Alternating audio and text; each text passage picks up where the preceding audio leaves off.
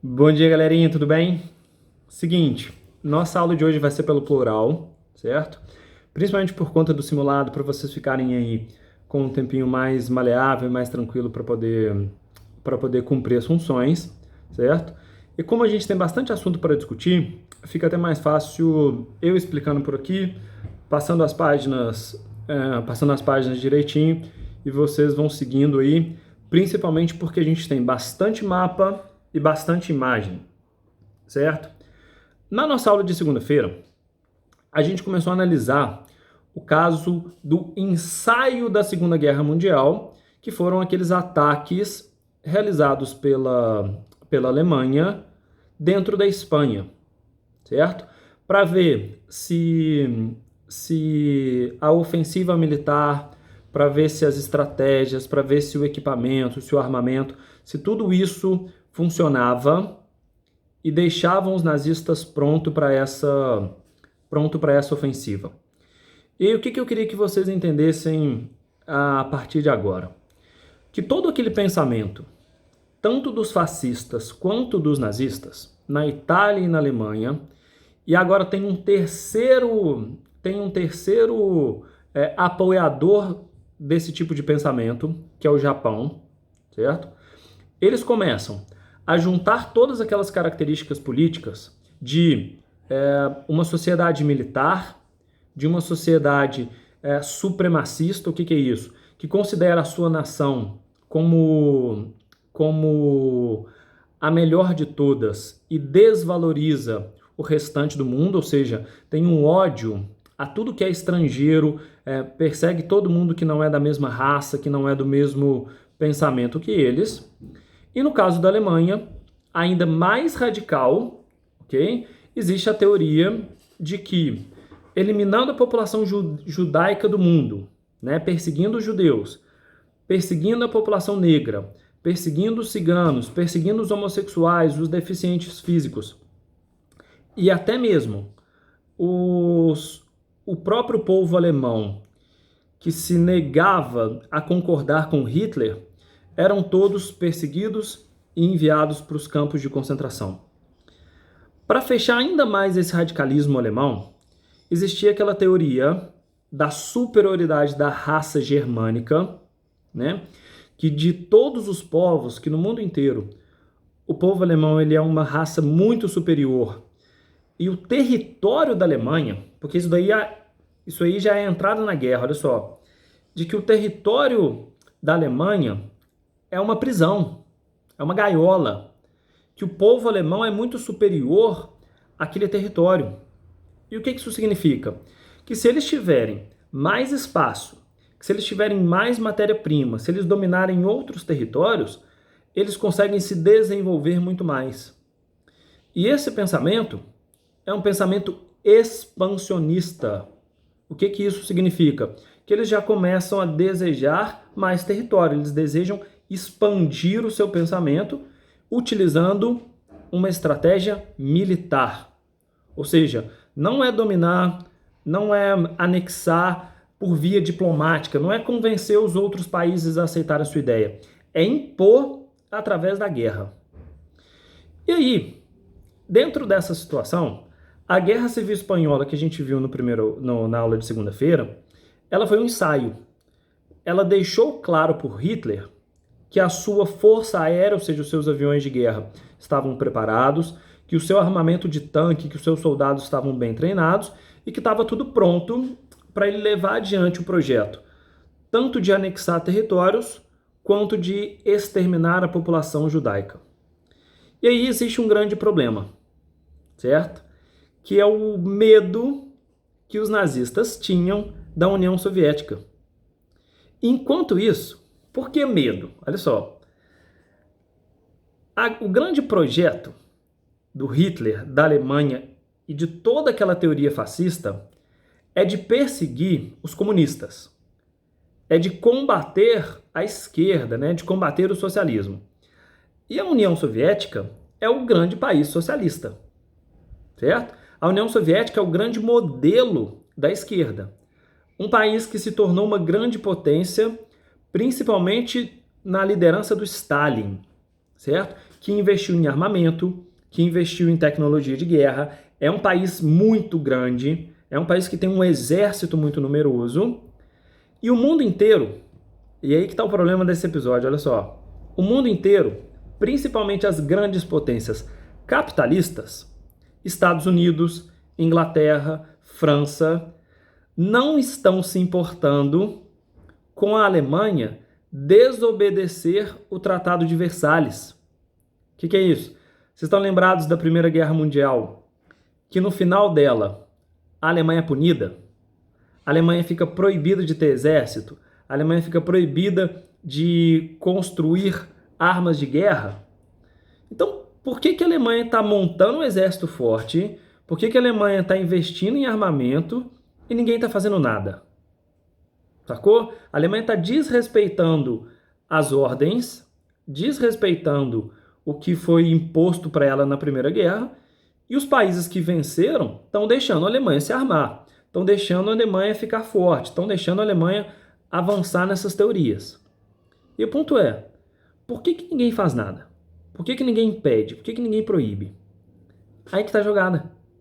Porque o modelo capitalista, liderados principalmente pelos Estados Unidos, acreditavam que na hora que o Hitler fala que ele odeia os comunistas, na hora que ele fala que ele odeia o pensamento da esquerda, na hora que ele odeia o socialismo e ele tem que combater e eliminar o socialismo da Terra, o que os Estados Unidos, o que a Inglaterra e a França entendem desse discurso? Que o Hitler está se armando, ele está investindo em exército para combater qual país? A União Soviética. Ou seja, o pensamento dos países vencedores da Primeira Guerra Mundial é deixar a Alemanha se fortalecer para ela atacar os soviéticos, destruir a União Soviética, que para os Estados Unidos, para a Inglaterra e para a França é positivo. O grande inimigo do capitalismo não é o nazismo, é a União Soviética, certo? Então, para eles, deixar a Alemanha se fortalecer é ótimo, porque esses dois países entram em guerra, se destroem, certo? E depois, quem sobreviver é só os outros, né? É só os Estados Unidos ir lá invadir, porque vai estar lá só os cacos, entendeu? Eles vão estar extremamente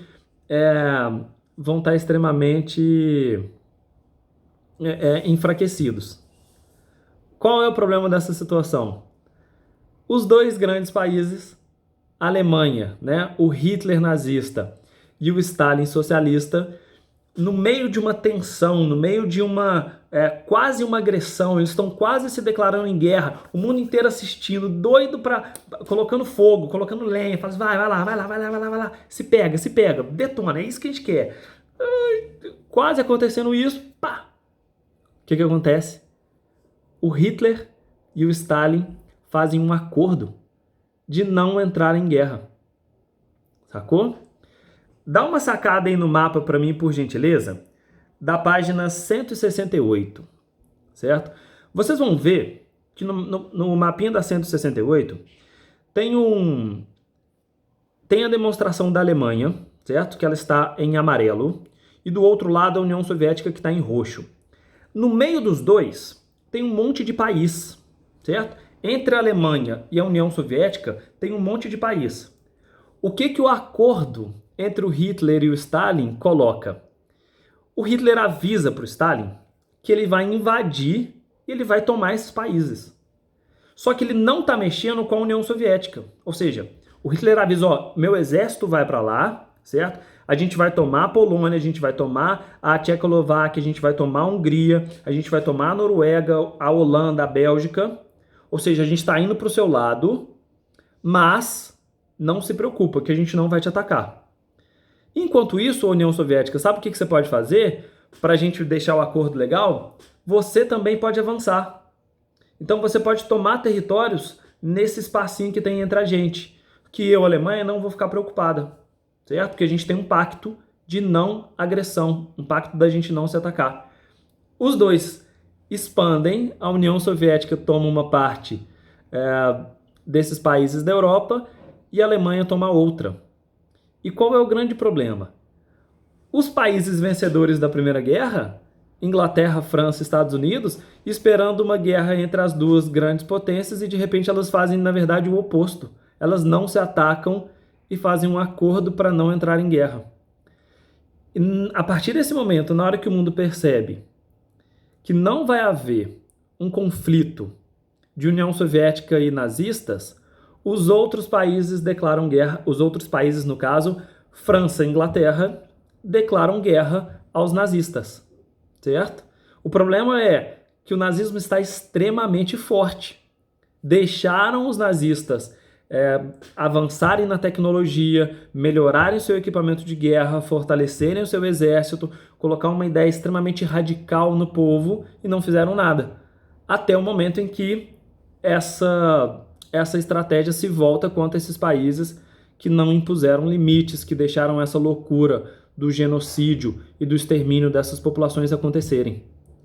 A partir do momento que França e Inglaterra declaram guerra para o eixo, que é o nome dado para esse grupo, olha só, de um lado vai entrar Alemanha nazista, Itália fascista e o Japão, certo? O Japão está focado lá na Ásia, em dominar territórios da Ásia, certo? Dominar a China, dominar a Indochina, dominar as Coreias, o Vietnã, a Austrália, ok? E na Europa, a ofensiva do eixo, né, como a gente chama aí, o ataque, liderado pela Alemanha e pela Itália, vão invadir principalmente a França. Por quê? Porque faz fronteira.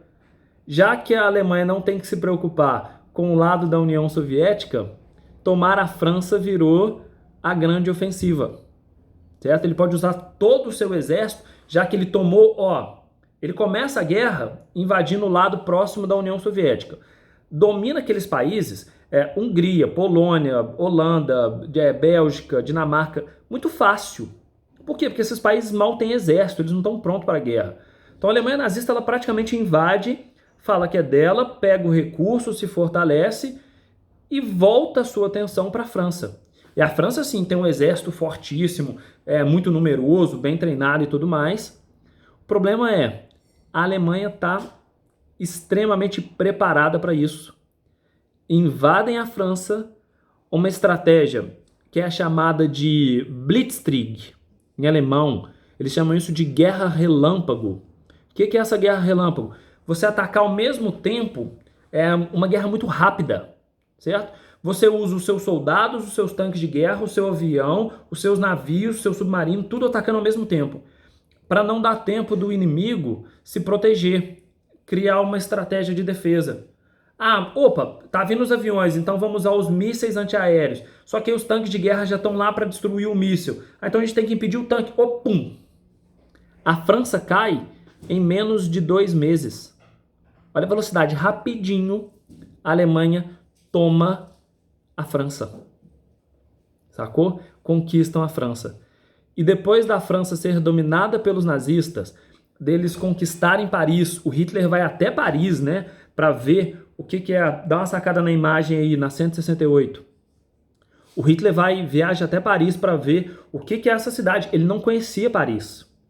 Ele quer transformar Berlim, né, a capital da Alemanha, na grande cidade europeia. E quando ele chega a Paris, ele ia ficar 1 semana conhecendo Paris inteiro, e ele fica 1 dia. De tão assustado que ele fica com a beleza da cidade, com a maravilha da cidade. Ele faz um discurso para o seu ministro falando o seguinte, olha, se a gente quiser transformar Berlim na cidade mais importante da Europa, assim que essa guerra acabar, assim que a gente vencer, que a gente tomar a Inglaterra, certo? Que tiver tudo dominado pela nossa força, eu quero que vocês bombardeiem Paris e destruam Paris. Paris não pode existir. Porque enquanto Paris existir, Berlim nunca vai ser maravilhosa. Por quê? Porque Paris é infinitas vezes superior. Então, acabou a guerra, destrói tudo, certo? Ele se volta contra a Inglaterra e começam os bombardeios para tentar dominar a ilha britânica. O problema é que a Inglaterra resiste. As batalhas são principalmente de avião, porque a Inglaterra é uma ilha, certo? Então os nazistas eles precisam ficar sobrevoando o oceano, chegar na Inglaterra, bombardear, tentar enfraquecer os ingleses para depois sim conseguir invadir com os seus soldados. Só que a Inglaterra usa a Força Aérea Real, a RAF, né, extremamente bem treinada, e consegue resistir, e consegue lutar contra, e consegue impedir a vitória aérea da Alemanha. Sem conseguir tomar a Inglaterra, o Hitler ele gasta muito recurso, muito combustível, muito armamento, ele está faltando não só dinheiro, mas ele está faltando matéria-prima, porque ele vai dominando os territórios e no pensamento dele ele tinha que conquistar a Inglaterra rapidamente. Por quê? Porque ele está sem recurso. Então chega lá, pum, rapidinho, a Inglaterra vai cair, vai ser minha e eu posso dominar o resto da Europa. Só que a Inglaterra vai resistindo, resistindo, resistindo. O Hitler não tem petróleo suficiente, diesel para abastecer tanque de guerra, combustível, né, gasolina para colocar nos aviões, para ficar sobrevoando e bombardeando, e ele precisa de mais domínio. Ele começa a mandar exército para a África, mesmo assim não consegue todo o material que ele precisa para continuar atacando a Inglaterra, e a Inglaterra resistindo, a Inglaterra aguentando, se defendendo. Por enquanto é só defesa, não deixa avançar, trava. E sem alternativa, sem matéria-prima suficiente, o Hitler precisa invadir um país produtor de petróleo e gás natural, que é a União Soviética. E na hora que o Hitler divide as suas forças e começa a tentar entrar na União Soviética, todo o rumo da guerra se altera. A gente vai discutir isso melhor segunda-feira, ok? O que acontece do outro lado. Ao mesmo tempo que a França caiu, a Inglaterra não foi invadida, não conseguiu entrar na Inglaterra, e os exércitos do eixo começam a avançar sobre a União Soviética, do outro lado do mundo, o Japão, que estava dominando territórios na Ásia, resolve fazer um bombardeio no Havaí, na chamada Batalha de Pearl Harbor. Conhecem? E essa ilha no Havaí é a base militar dos Estados Unidos, que até então estavam fora da guerra. A partir do momento que o Japão invade e ataca a base americana, os Estados Unidos declaram guerra ao Japão, e se declarar guerra ao Japão, que está do lado do eixo, os Estados Unidos também declaram guerra à Alemanha e à Itália fascista. De repente, esses três países, Alemanha, Itália e Japão, começam a enfrentar ao mesmo tempo as outras 4 grandes potências: Inglaterra, França, União Soviética e Estados Unidos. Certo? Depois, beleza? Façam para mim atividade aí, ó, quer ver? Vou escrever, beleza? Vai estar aí no plural, ok? Valeu, galera, e abraço.